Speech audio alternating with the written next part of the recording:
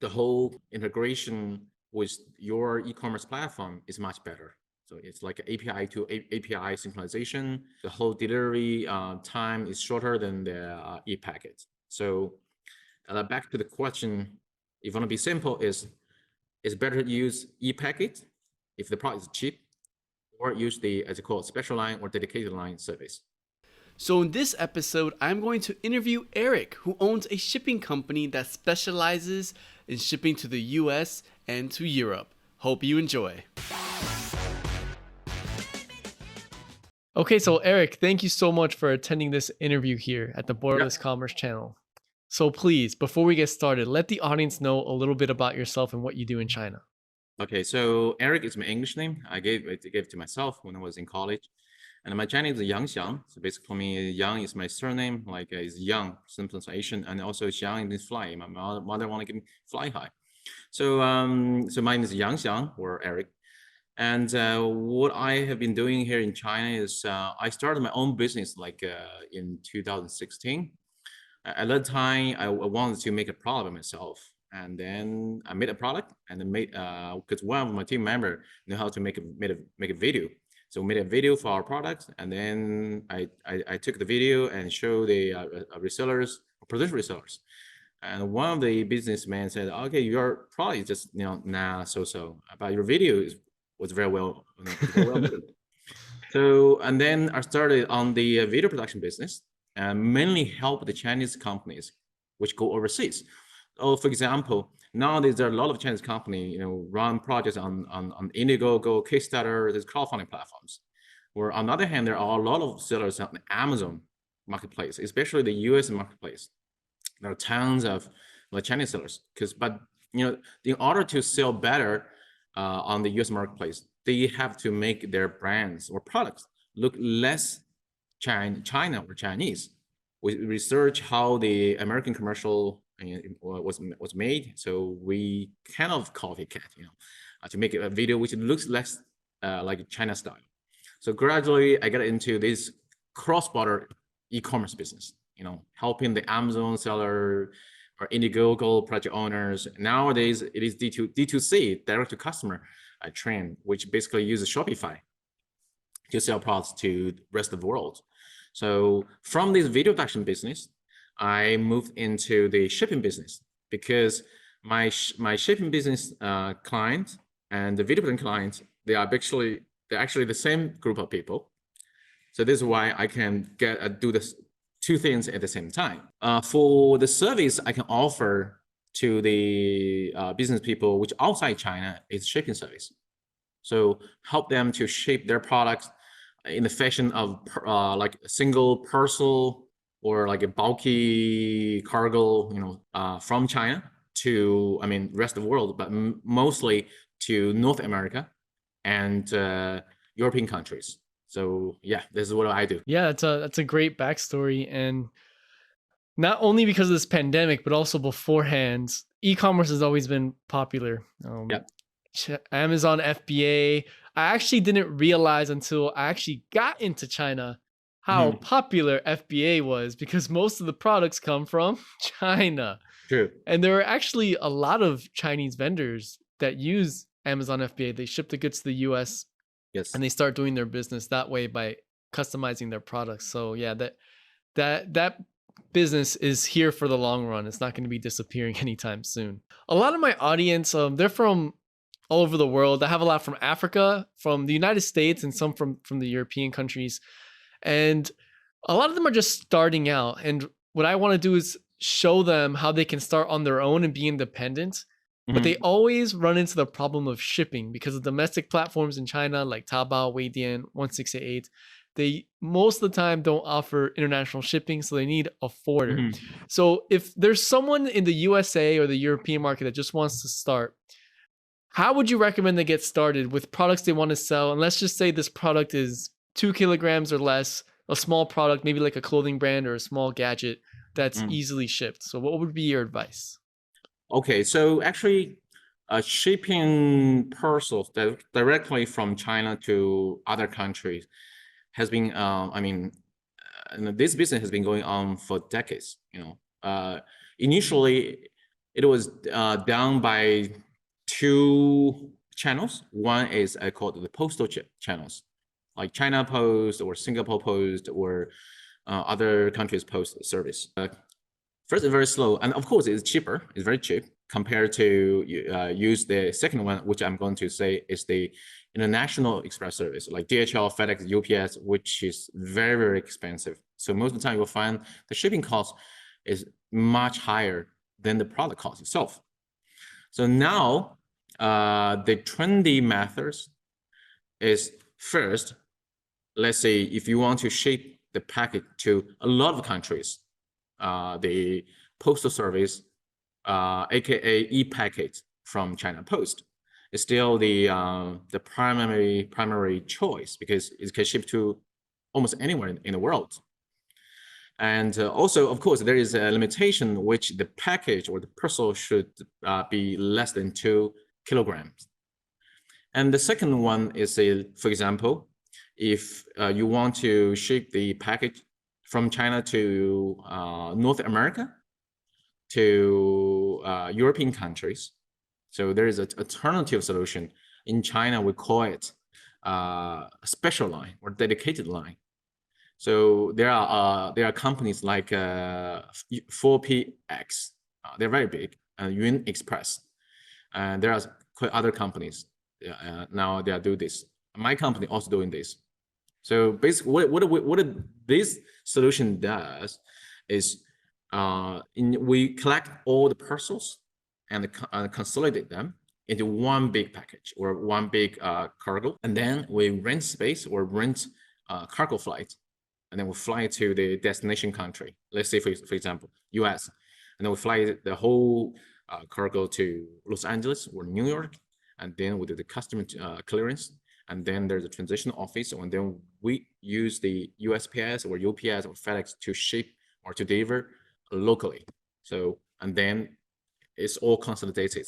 So in terms of customer experience, you will feel that, okay, this package is being delivered by only one shipping company, like my company. So this how it goes. So mostly the price is a little bit more expensive than the e-packet or the postal service, but it is much more stable, and also the whole routing is trackable, so you can track on a lot of platforms, and the limitation is wider, so you can ship sometimes like 3 kilograms or even 5 kilograms. The whole integration with your e-commerce platform is much better. So it's like API to API synchronization. The whole delivery time is shorter than the e-packet. So back to the question, if you want to be simple, it's better to use e-packet if the product is cheap, or use the, as you call it, special line or dedicated line service. Yeah, and I have experience with both. I started using the e-packet, and I realized it's not so transparent with the logistics. Once it leaves China, you might find out way after the fact that it's in customs in the US, and then it's gone. Like you have to wait until it hits the customer's doorstep or the Amazon FBA, the warehouse. Yeah. And it's just like not a good customer experience. So if there's something more transparent, like to get like a FedEx tracking number or UPS, it's way better customer experience. They have a sense of relief saying, okay, my product is in the US now, it's past customs, now it's on the way to my house. True. Now that's very useful information for B2C products, like very small, 2 kilograms or less. But when it comes to like bulk or electronic items, so, you know, like electric bikes, everybody wants to sell electric bikes around the world. They're very convenient. I'm not gonna lie. In China, they're very convenient and very easy to use. And if you live in the city, you can get from point A to point B very easily and save a lot of money on gas. Yes. But in those cases, you may have to take special channels. So can you explain how customers can do that if they want to start their business selling like batteries or maybe bulkier items that are not e-packet friendly? So if the customer wants to ship the battery, so in terms of battery, there are two types of batteries.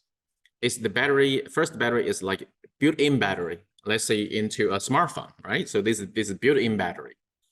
So this one can be shipped mostly actually from Hong Kong. So let's say It's like a Hong Kong. The whole regulation in Hong Kong is less strict than in the mainland China. So most of the battery or battery related product are shipped from Hong Kong by the cargo flight, like the phone or some, let's say you a dash cam or like a sports cam, like GoPro. But for bulky items, let's say an e-bike, so there's only one solution. To US, there's only one solution. That is safe freight. Yeah, but of course you can also ship by the air freight, but that's too expensive. Yeah. Yeah, nobody want to do it. And so that is safe freight. But in terms of safe freight, there is also a door-to-door service, but it takes a very long time. So mostly it takes about around 30 days. Mm. Before the pandemic, probably it can arrive on 25 days. Now it's around like 35, sometimes to 40 days. Yeah. What shipping method should an e-commerce owner, a shop owner, select to be the most profitable, to protect their profit margins the most? If the customer, if the e-commerce seller sell the product with a very cheap price, definitely go with e-packet because it's cheap. If the customer want to have a better shopping experience and also have a better margin, definitely go with the special line or dedicated line shipping service. Definitely you cannot go with like a DHL, FedEx, UPS. The price is just insane. Yeah, especially now with this whole corona, like they charge ridiculous rates, like definitely more than product. They charge way more than product. And especially if you go into some areas, like in some countries in Africa, they charge ridiculous amounts per kilogram. When people want to start their e-commerce business for the first time, they want to get their feet wet, they found a suitable product. What are the biggest mistakes that you've seen people do starting out this business, especially when it comes to the shipping part? So when you look at some of the e-commerce platform, and you will feel like, why the price is so cheap, right? Because you don't get it, because the product you can also find in China, right? Maybe from some wholesale platform or even from the factory. But when you look at the selling price, the retail price on some website, you will just be shocked because it's so cheap. Or especially those newbies, they don't have the experience of the insight. So the key is, especially lies in the shipping, because the shipping can be very high and can be very cheap.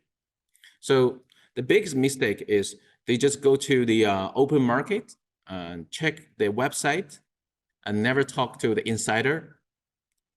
For example, if someone wants to ship a product from China, to other countries, what solution will they choose? Probably just go to FedEx, UPS, DHL. Yeah, Google it, because you can Google it. Yeah, you would just kill the business idea, right? Yeah. So the biggest mistake when they are trying the e-commerce in terms of shipping is, you definitely need to talk to the insider about the shipping thing, because there are so many traps, there are so many tricks can be played. I mean, I may have been guilty at first at this when I first started getting into this. Is I just wanted convenience, but I realized convenience was crazy expensive. Yeah. So then when I started joining groups and talking WeChat groups and talking to people, I'm like, oh my gosh, like they're charging me double the price of shipping when you can ship for half the price and still the same amount of time almost. So this is a shipping method, and there are also B2B shipping. There's also e-commerce shipping. So you definitely have to find the right niche. The people who are in the e-commerce shipping is different. Yeah, it's very different than, like, let's say B2B bulk item shipping. Very different game. It definitely the biggest mistake is people only goes to those very trendy, very hot selling product for the newcomers. I will not suggest the people who want to get their feet wet and still goes to this very hot selling product. They're gonna be a lot of trap. So what my suggestion is, do not look at those very big items. Maybe try some niche market items. Less people do it, but there is still a demand, and then you can use this method to fill the whole chain of the e-commerce, because there are so many elements in the whole e-commerce circle. And people just get confused like, oh, I just link my Shopify to AliExpress and I'm done. It's deeper than that. It's not just that easy. And I hate it when people make it sound so easy, but there are a lot of obstacles you have to go through. Like an obstacle I'm currently going through is payment processors, because you have a, a a business bank account in China, a business bank account in the US. There's Yeah. only so many payment processors, and it's a big headache that people make it seem it's easier than it really is. But yeah. Yeah. I mean, again, the big mistake people make in trying the e-commerce business is do not take it for granted. Do not think that is so easy. I've had some subscribers reach out to me and Uh-huh. they have been scammed. Either they pay the supplier and then the supplier shipped the product, but it was empty. Like it was a box with nothing inside, but they had a Mhm. tracking number and everything. And by the time it left the border of China, it was like too late. So does your company offer inspection services of products just to make sure they're not being scammed and what's actually being shipped is what they purchased? So my staff will open the package, and also we can go through the X-ray scanner, and also we have an automatic measuring machine to measure the size, the weight, and of the package. And I mean, if shipped from my warehouse, their service is free, definitely. So just to clarify, like if someone needs a service where they deliver the goods to your warehouse and you just need to make sure that the goods are there and that they're Mhm. not being scammed, you can offer Mhm. that service, right? Through your X-ray machines or giving pictures to the customers or something like that. Yeah, that is free. That is free. Can you share some of your shipping nightmares that you've ever had? Like the biggest nightmares you've had shipping products to the USA or to Europe? Okay, so that is 2 containers lost. How do you lose containers? Like in the sea? Like where No, it's just because last year, because due to the whole the pandemic thing, just the kind of the container just became a no owner stuff. Nobody knows where it is. so like someone stole it?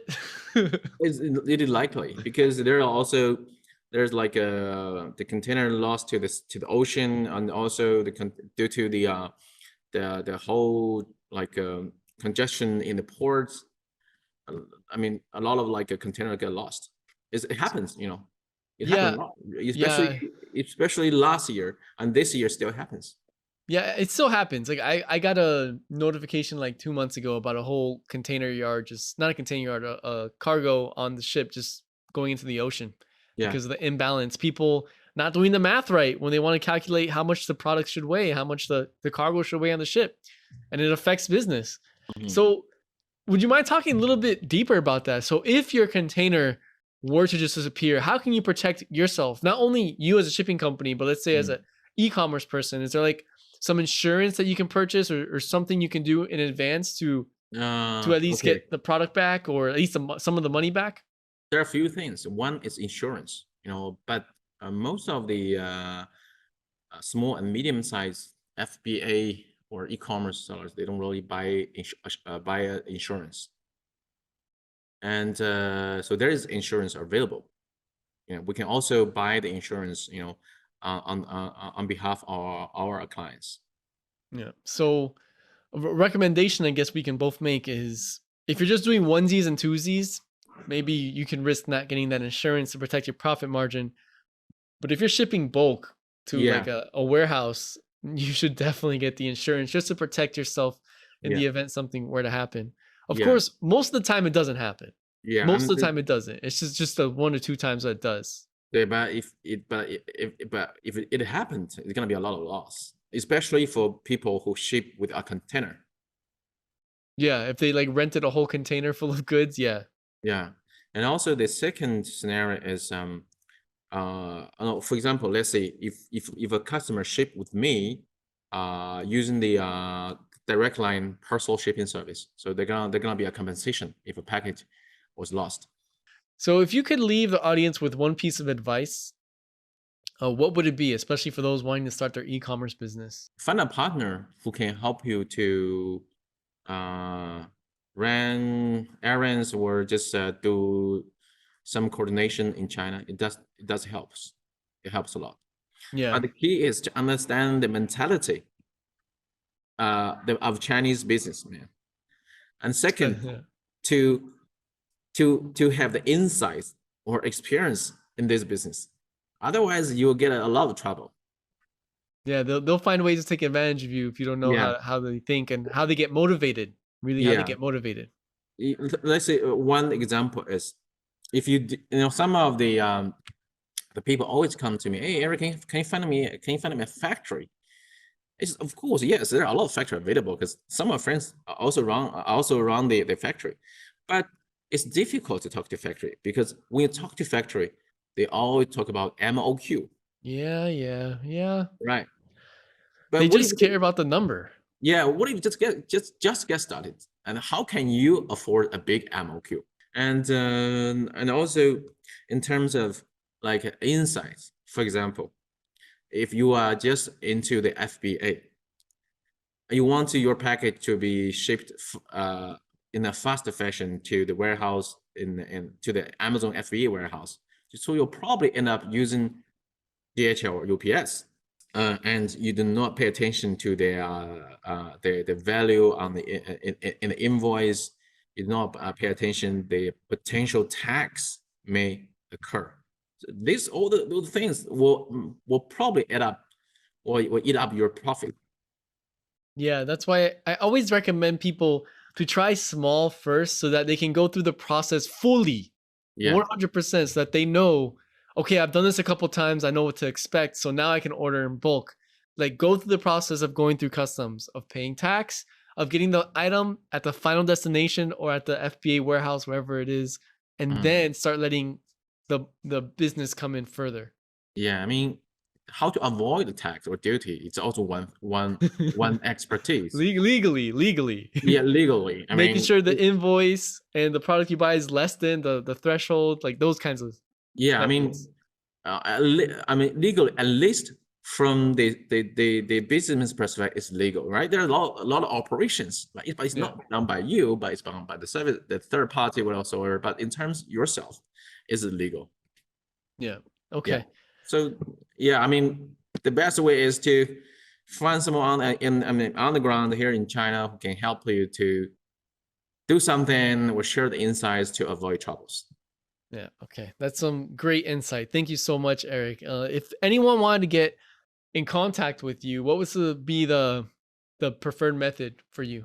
Well, you probably just go to my website and there are gonna be email address and they're gonna be actually I'm the one who reply the email. Okay. So if you didn't catch that, I'll put in the description below Yeah. his website. You can contact him directly from there. If you got to the end, thank you for watching, and if you found value, please smash that like button.